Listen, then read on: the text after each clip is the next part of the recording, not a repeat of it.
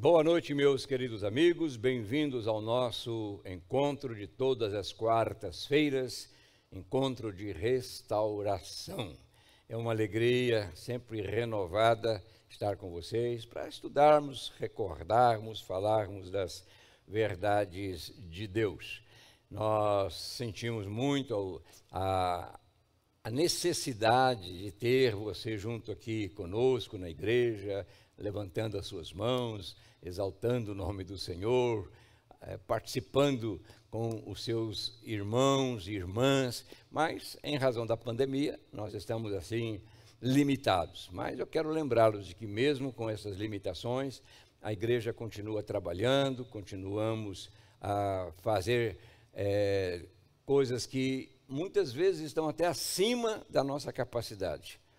Eu me lembro, nós fizemos no dia 9 agora, celebramos aí o lançamento da Bíblia, o lançamento do livro histórico, porque no dia 9 de maio, a Nova Vida, foi neste dia que a Nova Vida marcou o início dos seus trabalhos. Na verdade, 14 de maio de 1961. Este ano caiu no dia 9 de maio, mas foi no segundo domingo, no Dia das Mães, que nós começamos este trabalho. Então, é muito importante que você participe, que você continue com a sua fidelidade, com a sua generosidade, cumprindo o que a palavra do Senhor nos diz a respeito de obediência, né? Mantendo a casa de Deus em ordem. Então, participe, nós temos aí as contas bancárias, estão sempre aparecendo aí na sua tela. Você pode escolher o banco e fazer a sua transferência, mas não deixe de participar, não deixe de abençoar. Nós dependemos de você, nós dependemos, enfim, de todos aqueles que estão envolvidos conosco neste ministério. E quero lembrá-los também que no dia 9 nós colocamos no ar, subimos aí um vídeo musical produzido pela Usina de Sonhos, um dos trabalhos aqui da igreja, muito lindo. Esse vídeo deveria ter sido apresentado no Natal passado, mas em razão da pandemia, nós ficamos impossibilitados. Mas vale a pena você assisti-lo, vale a pena você participar desse musical. Sou Feliz, que foi montada aí uma live com vários cantores, cantando cada um nas suas casas, não é? E de pessoas, membros da igreja, de amigos convidados, sob a direção do nosso maestro aí, Sérgio Pavarini. Então, vale a pena. Acesse uma das nossas mídias e se delicie com a boa música que glorifica o nome do Senhor. Amém? Lembrando que domingo, 10 da manhã, estaremos de volta aqui com a igreja presente, pregando a palavra de Deus. Vamos orar, Pai, abençoa mais uma vez, inspirando-nos e dando-nos graça para alcançarmos o coração dos teus filhos e filhas. Recebe a nossa gratidão maior, Pai, pela vida, pelos cuidados, pelo sustento que o Senhor tem dado a todos nós. Oramos e te agradecemos em nome de Jesus. Amém. Hoje nós vamos falar sobre restaurando a arte de pacificar. Restaurando, consertando, melhorando a arte de pacificar. Eu me reporto aqui ao versículo 9 de Mateus capítulo 5, em que diz assim o Senhor: bem-aventurados os pacificadores, pois serão chamados filhos de Deus. Bem-aventurados os pacificadores, pois serão chamados filhos de Deus. Começo lembrando que o nascimento de Jesus, ele foi anunciado pelos anjos, como nos ensina a palavra, num anúncio maravilhoso, né? Como um período, né, que se iniciava dominado pela paz entre as pessoas. Foi assim que os anjos anunciaram este momento: glória a Deus nas alturas e paz na terra aos homens aos quais ele concede o seu favor. Paz na terra. Almeida, mais uma vez eu me reporto a Almeida, a tradução de Almeida, diz assim: glória a Deus nas maiores alturas paz na terra entre os homens a quem ele quer bem. Em outras palavras, queridos, Jesus veio a este mundo para estabelecer uma relação amistosa, amigável, uma relação pacífica entre as pessoas. Isso pode parecer uma utopia nos nossos dias. Pode parecer uma coisa absurda, improvável, impossível de acontecer, estabelecer uma relação amistosa, amigável entre as pessoas. Mas Jesus insistiu nesta promessa, interessante, muitas vezes, várias vezes, durante o seu ministério, tentando que fortalecer os seus discípulos. Lá em João capítulo 14, verso 27, um versículo muito conhecido de todos, deixo-lhes a paz, a minha paz, diz ele, eu vos dou. Ao aparecer uma outra experiência ao grupo de apóstolos após a sua ressurreição, a primeira saudação, veja, do Senhor foi, João registra isso, João capítulo 20, verso 19. Ao cair da tarde daquele primeiro dia da semana, estando os discípulos reunidos de portas fechadas, trancadas, por medo dos judeus, Jesus entrou, pôs-se no meio deles e disse, paz seja com vocês. E mais uma vez, ele reiterou esta promessa, lá em João, no versículo 21, capítulo 20, verso 21, novamente Jesus lhes disse, paz seja com vocês. Ora, uma pergunta diante desta ênfase dada por Jesus. O que os homens, o que as pessoas, o que nós fizemos com esta paz?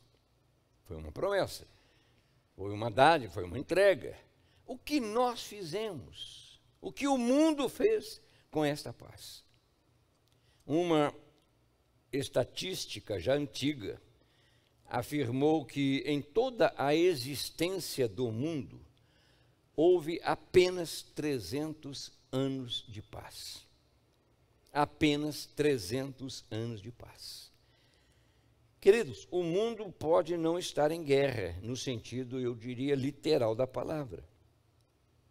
Há, é verdade, alguns conflitos com alguns países, mas nada a se comparar com uma primeira ou uma segunda grande guerra mundial. No entanto, nunca houve, e eu posso afirmar isso com muita propriedade, nunca houve um período tão beligerante, tão saturado de conflitos, de desentendimentos, de guerrilhas, como atualmente. Não precisamos ir muito longe, basta abrir a janela do seu apartamento, da sua casa, e você vai ver conflitos na rua. As mídias estão aí todos os dias, enchendo a nossa cabeça, enchendo a nossa mente de assaltos, de violências, enfim, maridos matando mulheres, crianças sendo assassinadas. Uma loucura, uma loucura. Nunca houve um período assim, nunca houve. E eu posso afirmar que sem nenhum viés político ou de outra natureza, um veículo tão importante como a imprensa parece que se dobrou, se entregou à missão de alimentar, de jogar gasolina numa pequena fogueira para vê-la arder com mais intensidade, até mesmo a nossa imprensa, que deveria ser usada para noticiar, imprensa para noticiar da notícia, e não para dar a opinião pessoal de cada um. É o que nós estamos vivendo hoje. Então, cada um tem uma opinião, uma crítica. Hoje não se pode falar uma palavra porque ela é tirada do contexto e é analisada, criticada, esmiuçada, destrinchada. Estamos vivendo nesse tempo muito conturbado, muito conturbado. Eu não sei se estou certo ou errado na avaliação que faço, né? Me perdoe dizer isso com respeito aos jogos eletrônicos. Esses joguinhos eletrônicos, que nasceram para distração, lazer, um momento lúdico, né, para distrair as crianças. Eu não sei se estou certo ou errado, mas eu pergunto, Será que essa violência que invadiu todos os quartos, todos os departamentos, todos os recantos da vida, não tem sido alimentada, essa violência, por esses jogos eletrônicos? E eu insisto, o que foi criado para ser uma distração, uma brincadeira entre crianças, tornou-se um veículo até de competição. Há concursos, há disputas, para ver quem é que mata mais, quem destrói mais, quem aniquila mais o adversário. Ora, tem garotos aí que passam 8 horas no computador, treinando, né? Já agora, na ânsia de ganhar dinheiro, tem criadores destes programas, e todos eles voltados para a violência, todos eles. O que as pessoas, queridos, fizeram com a dádiva de Deus?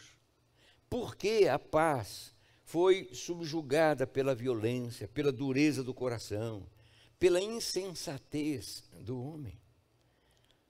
Recentemente, eu preguei uma mensagem dizendo que a história se repete, né? E não faz muito tempo, né? Nós revivemos o que aconteceu com a família dos Nardones, né? Matou uma filha, agora com um ex-vereador, um doutor acusado de matar também, né, o enteado, criança de 4 anos. Parece que a natureza do homem foi mudada, passou por uma clonagem, sofreu um transplante para pior. O homem quer mostrar que pode através da violência, da truculência. Então, onde está a paz que o Senhor veio nos dar? O ex-presidente dos Estados Unidos, Franklin D. Roosevelt, antes de morrer, ele fez um discurso afirmando: queremos a paz, diz ele, permanente. Precisamos cultivar a ciência das relações humanas. Conseguir que todos os povos de todas as nações vivam unidos, trabalhem unidos no mesmo mundo. E ele diz em paz. Roosevelt, talvez não repetisse estas palavras se vivesse nos nossos dias. Por isso, queridos, esta bem-aventurança é um desafio para todos nós seguidores do Senhor. Para se tornar realidade, ela depende, lógico, de uma ação, de uma atitude prática, de uma disposição de cada um. Essa bem-aventurança é um convite para que nós nos tornemos o quê? Pacificadores. O nosso antigo amigo Aurélio, ele define pacificadores como o ato de pacificar, de restituir a paz. Eu diria de restaurar a paz. Sim, nós fomos chamados para sermos embaixadores, promotores da paz entre as pessoas. Agora, a barreira que surge com muita frequência neste desafio, é que promover a paz, ou para se promover a paz, é lógico, a gente precisa inicialmente ter paz. Você precisa ter paz no coração. Só se pode pacificar, né, tendo paz. Ou não se pode pacificar quando somos agitadores, contestadores, quando somos do contrário, quando defendemos a nossa posição. Não dá, aí é uma coisa muito complicada. Jesus censurou os fariseus porque ensinavam algo que eles não viviam. Lá em Mateus capítulo 23, Jesus disse: eles atam fardos pesados e os colocam sobre os ombros dos homens, mas eles mesmos não estão dispostos a levantar um só dedo para movê-los. Não pode. Então está havendo uma carência na produção das sementes do amor, da compreensão, da paciência, do perdão, da misericórdia. Queridos, ninguém é perfeito. Nós estamos em busca da perfeição. É uma outra batalha, né? Sede perfeitos, como perfeito é o vosso Pai. Nós estamos em busca, ninguém é perfeito. Então a gente não pode, não é porque o fulano errou, não é porque o fulano tomou uma determinada situação, que a gente vai atirar pedras. Não.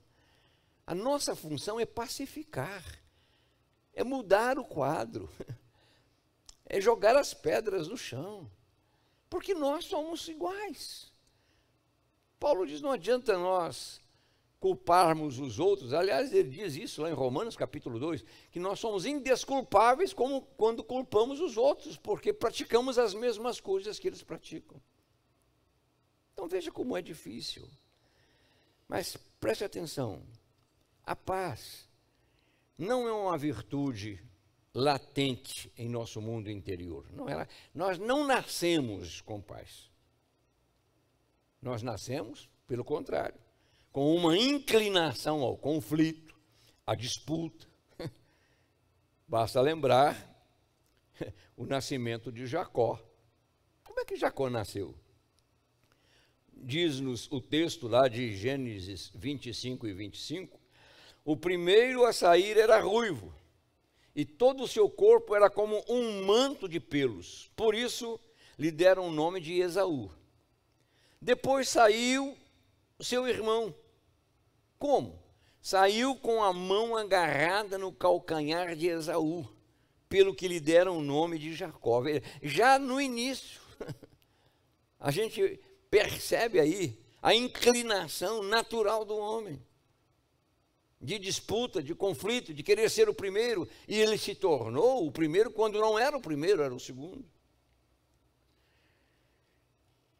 Quando nós compramos o terreno para construir a vila de Nova Vida, lá em Caxias, no Rio de Janeiro, havia apenas na área muito grande, 85 mil metros quadrados, havia apenas uma área dominada por um mato, né, alto. E a primeira providência que nós tomamos foi qual? A de limpar, a de cortar o mato, a de deixar o terreno em condições para se tornar um lar dos idosos. Queridos, se nós tivéssemos deixado o terreno limpo, sem nenhum entulho, eu pergunto, ele se tornaria útil? Apenas foi limpo. Não. Ele se tornaria inadequado. Nenhum idoso poderia habitar nele, morar nele, porque ele era apenas um terreno limpo. Foi preciso construir, erguer muros ao redor, abrir espaços para torná-lo um lugar de conforto e de descanso. Aquele espaço só se tornou uma vila de Nova Vida habitável depois de plantarmos flores, construirmos casas, uma capela, um lago, praça esportiva, enfim. É preciso fazer algo mais. Não só limpar o interior, é necessário plantar sementes que produzam paz. Do contrário, a limpeza será inócua. Preste atenção. Quando há conflito no nosso mundo interior, quando há um desencontro, a gente não consegue ser um agente de paz. Nós não conseguimos nos tornar o que a Bíblia pede de nós, pacificadores. Jesus afirmou categoricamente, olha, uma casa ou um coração dividido, diz ele, não sobrevive. Se uma casa estiver dividida contra si mesma, disse ele, não vai subsistir. Então, a gente chega a uma conclusão. O pacificador é aquele que faz com que a paz prevaleça, independentemente das circunstâncias. É como um embaixador que representa o país, o seu país, num país estrangeiro. O propósito dele é manter os canais abertos, para que ambos os países possam caminhar, negociar, trocar mercadorias. Não é? Esse é o propósito de um embaixador. Você já imaginou um embaixador litigioso, contestador?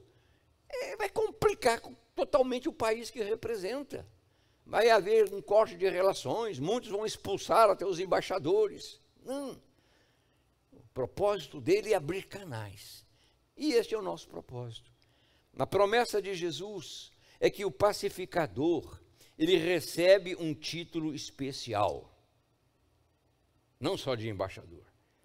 Ele passa a ser chamado, diz a palavra, Filho de Deus. Por quê? Porque Deus é um promotor da paz. Um filho de Deus também se torna um promotor da paz, do amor, da conciliação, da amizade, do relacionamento sadio.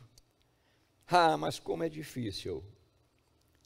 Como é difícil, eu tenho que usar o verbo, convencer uma pessoa a mudar o seu conceito, a depor as suas armas, a reaproximar do outro. Como é difícil. Como nós temos sofrido em razão destes distanciamentos criados por coisas tão simples, tão banais, tão sem sentido. Então, Jesus traz para nós esta palavra, bem-aventurados os pacificadores, os geradores da paz, os promotores da paz. Olhe para a sua casa. Olhe para a sua casa. Será que ela está vivendo nessa paz que Ele veio nos dar, que o Senhor veio nos dar? Nós precisamos promover a paz, primeiramente dentro da nossa casa, dentro do nosso trabalho, no nosso círculo de amizade, e ainda mais dentro da igreja. Mas eu disse no início, que você só pode ser promotor da paz se há paz no seu coração. Se você não está vivendo em paz com Deus, não vai ter sentido você ser promotor de paz. Você vai dizer algo que não vive. E um dos grandes perigos que nós estamos enfrentando nos dias de hoje, até mesmo diz respeito a nós pregadores. É pregar algo que a gente não vive. É tão fácil falar de vitórias, de conquistas, de vai para frente, você tem que ficar de pé. Quando nós mesmos, nas nossas horas amargas, difíceis, nas nossas noites, né, escuras da alma, como disse o santo, não adianta. Então nós temos que viver em paz, ter paz interior, ter paz com o próximo, ter paz com os filhos, ter paz com a esposa, o esposo, os parentes, ter paz. Se não cultivarmos essa paz, primeiro nós vamos perder uma graça imensa, serão chamados filhos de Deus. Significando o quê? Que nós jamais seremos órfãos, jamais estaremos sozinhos, jamais estaremos esquecidos, jamais deixaremos de contar com os recursos que o Pai provê para nós.